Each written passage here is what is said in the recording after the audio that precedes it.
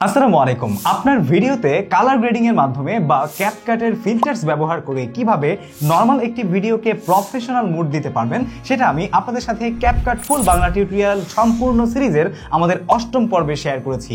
আজকের এই ৯ম পর্বে আপনাদের সবাইকে ওয়েলকাম জানিয়ে সেটা জানাতে চাচ্ছি যে সেই কালার গ্রেডিংকে আপনি আরও কিভাবে প্রপারলি কাস্টমাইজ করতে পারবেন, যেমন কন্ট্রাস্ট, ব্রাইটনেস, তারপরে ভিনিয়েট এবং স্যাচুরেশন, ভাইব্রেশন, এই জিনিসগুলো যে আছে এই জিনিসগুলো সহ আপনি আপনার ভিডিওকে আরো সিনেম্যাটিক মুড দিতে, আরো প্রফেশনাল কালার গ্রেডিং আপনার হাতে থাকা মুঠোফোন দিয়ে ক্যাপকাট ব্যবহার করে কিভাবে করবেন সেটাই আমাদের এই ৯ম পর্বে আপনাদেরকে দেখাতে চলেছি। So let's get started. Okay, so আমরা চলে যাচ্ছি ফিল্টার্সে আসার পরে আমরা দেখেছি যে গত পর্বে কিভাবে আপনারা আপনাদের ভিডিওতে কালার গ্রেডিং করবেন প্রফেশনালি। তো এখান থেকে আমরা ধরে নিচ্ছি যে ফুডের যে অপশনটা আছে এখান থেকে এই যে গ্রমেট আই এটাকে আমরা সেট করে নিচ্ছি আমাদের অ্যাজ এ কালার প্রিসেট হিসেবে, ঠিক আছে। তো এই কালার প্রিসেট ছাড়াও আপনি কিন্তু আপনার ভিডিওকে কালার গ্রেড করতে পারবেন এই অ্যাডজাস্টমেন্ট অপশন থেকে, ঠিক আছে। সেটা কিন্তু আপনি এখান থেকে ফিল্টার্সেও করতে পারেন অথবা ফিল্টার্সের পরেই কিন্তু অ্যাডজাস্টমেন্ট একটা অপশন রয়েছে। এই অ্যাডজাস্টমেন্ট অপশনে এসে অ্যাডজাস্টে ক্লিক করলে আপনি কিন্তু এখানে দেখতে পাচ্ছেন যে এখানেও কিন্তু আপনি অটো অ্যাডজাস্টের জায়গা পাচ্ছেন যেখান থেকে আপনি অটো অ্যাডজাস্ট করতে পারবেন। বাট আমরা অটো অ্যাডজাস্ট করব না, আমরা আপনাকে কালার কারেকশন করে দেখাবো A to Z আপনারা কিভাবে করবেন। তো আমি আবার ব্যাকে যাচ্ছি, ব্যাকে গিয়ে আপনাদেরকে A to Z দেখাচ্ছি। যেমন আমরা এখানে প্রথমেই কালার কারেকশনটা করব। কালার কারেকশনের ক্ষেত্রে আমরা এটাকে একটু কমিয়ে দিচ্ছি, ঠিক আছে, এই যে কালার কারেকশনে, এবং ব্রাইটনেসটা আমাদের কাছে একটু বেশি মনে হচ্ছে সেজন্য আমরা ব্রাইটনেসটাকে আরেকটু কমিয়ে দিব। দেখবেন যে আস্তে আস্তে এটা আরো প্রো হয়ে যাবে। এবং কন্ট্রাস্ট আমার কাছে একটু কম মনে হচ্ছে, আমি কন্ট্রাস্টটাকে একটু বাড়িয়ে দিচ্ছি।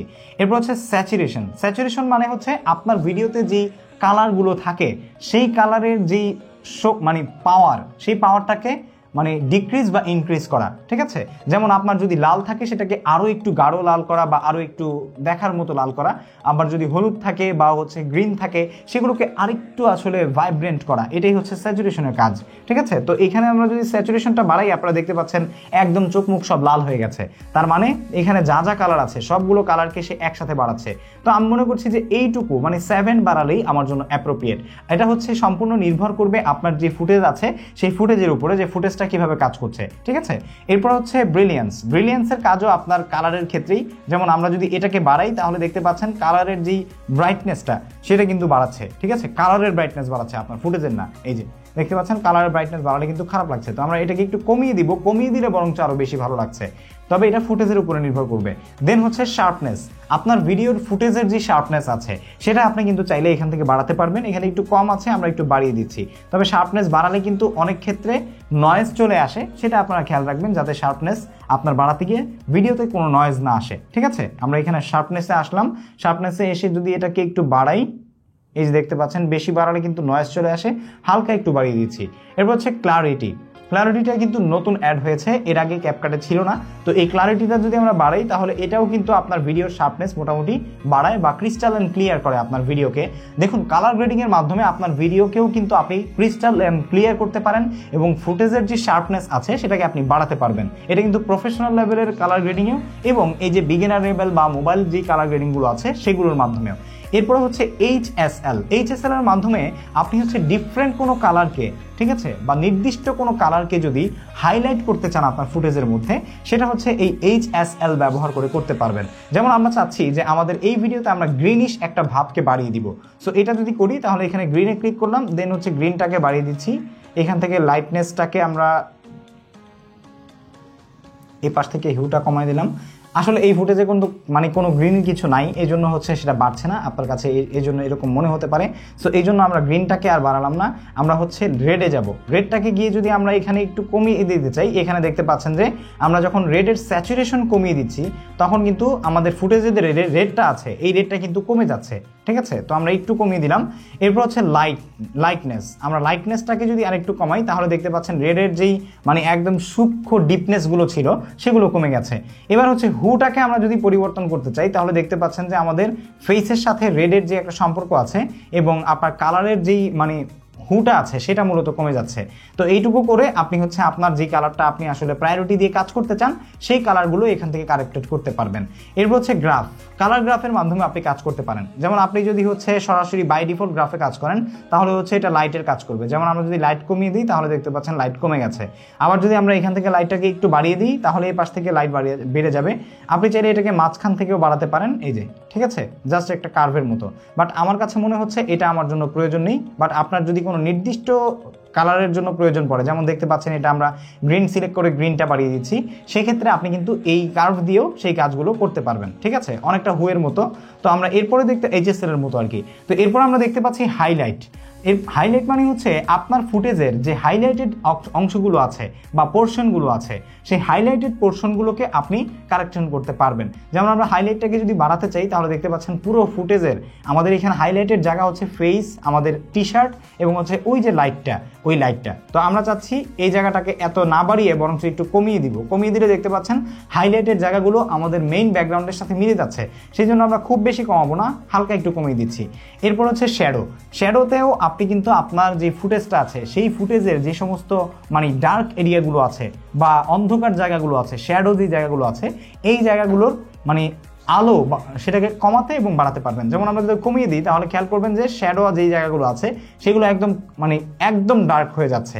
আবার যদি আমরা বাড়িয়ে দিই তাহলে শ্যাডো যেই জায়গাগুলো আছে সেই জায়গাগুলোর কিন্তু অন্ধকার থেকে একটু আলো হচ্ছে। আপনারা যদি আমার সামনে ম্যাকবুক প্রোটা খেয়াল করেন তাহলেই বুঝতে পারবেন, এই যে ম্যাকবুক প্রো একদম কালো হয়ে গেছে, এই যে ম্যাকবুক প্রো একদম হোয়াইট হয়ে গেছে। বাট এটা অতিরিক্ত বাড়ালে ভালো লাগবে না। সাধারণত আমরা ফুটেজে এটা কমিয়ে আরও এই ফুটেজের মানে শার্পনেসটাকে বাড়ানোর চেষ্টা করি। একইভাবে হোয়াইটের ক্ষেত্রে যদি আপনি চান আপনার ফুটেজে যে সমস্ত জায়গাগুলো হোয়াইট আছে বা সাদা আছে সেগুলোকে আরেকটু হোয়াইট করতে, সেক্ষেত্রে আপনি এটা করতে পারবেন। আর যদি চান হোয়াইট জায়গাগুলোকে একটু কমাতে, এটা দিয়ে কমাতে পারবেন। একদমই আপনার শ্যাডোর যে উল্টা কাজটা সেটা হচ্ছে হোয়াইট করে। এরপর হচ্ছে ব্ল্যাক, একই রকম শ্যাডোর মতো আপনার ভিডিওতে ব্ল্যাক যে পোর্শনগুলো আছে কালার গ্রেডিং এর ক্ষেত্রে সেই ব্ল্যাক পোর্শনগুলোকে আপনি হচ্ছে এটা দিয়ে কমাতে বাড়াতে পারবেন। যেমন দেখতে পাচ্ছেন আমরা যখন ব্ল্যাকটাকে কমাচ্ছি বা মাইনাসে নিয়ে যাচ্ছি তখন কিন্তু ব্ল্যাকগুলো একদম আরও ব্ল্যাক হয়ে যাচ্ছে।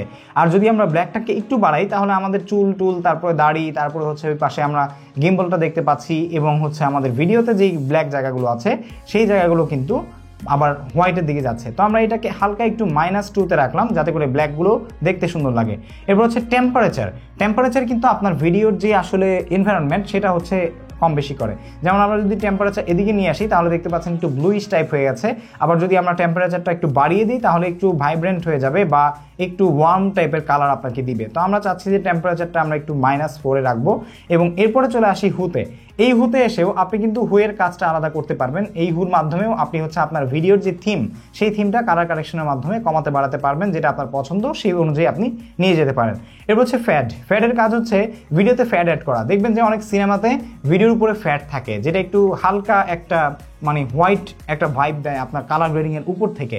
এটা হচ্ছে আপনার ভিডিওতে যদি আপনি শার্পনেস কমিয়ে বা আপনার ভিডিওর কালার কারেকশনকে আপনি যদি আসলে কন্ট্রাস্ট এবং স্যাচুরেশনকে বেশি পাত্তা না দিয়ে উপরে একটা ফ্যাডি ভাব দিতে চান, বিভিন্ন সিনেমায় সেটা সিনেমার থিম অনুযায়ী অ্যাড করা হয়।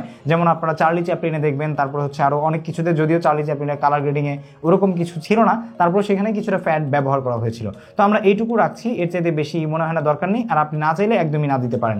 এরপর হচ্ছে ভিনিয়েটের কাজ হচ্ছে আপনি যদি চান যে আপনার ফুটেজের চারিদিক থেকে একটা ডার্ক এরিয়া এসে আপনার ফুটেজের মাঝখানে যে সাবজেক্টটা, যেমন আমি অথবা আমার ফুটেজের মাঝখানে যদি কোনো অন্য প্রোডাক্ট থাকে সেই প্রোডাক্টের উপরে যদি ফোকাস করে রাখতে চাই সেই ক্ষেত্রে আমরা এই ভিনিয়েটটাকে প্লাস করে দিব। প্লাস করে দিলে আপনারা দেখতে পাচ্ছেন চারিদিক থেকে একটা ডার্ক সার্কেল এসে আমাদের কিন্তু মেইন সাবজেক্টকে বেশি ফোকাস করে দিচ্ছে, চারদিক থেকে একটু অন্ধকার রেখে। একইভাবে আপনি যদি চারদিক থেকে একটু হোয়াইট করে মাঝখানে ইয়ে করতে চান সেটা আপনি এটার উল্টোটা মানে মাইনাসটা করলে পেয়ে যাবেন। বাট সাধারণত আমরা ভিডিওতে এই যে মানে আপনার ভিনিয়েটের যেই শ্যাডোটা এটা মাঝে মাঝে ব্যবহার করি আমাদের সাবজেক্টকে বেশি ফোকাস করে অডিয়েন্সের এঙ্গেজমেন্ট ধরে রাখার জন্য। এরপর হচ্ছে গ্রেন।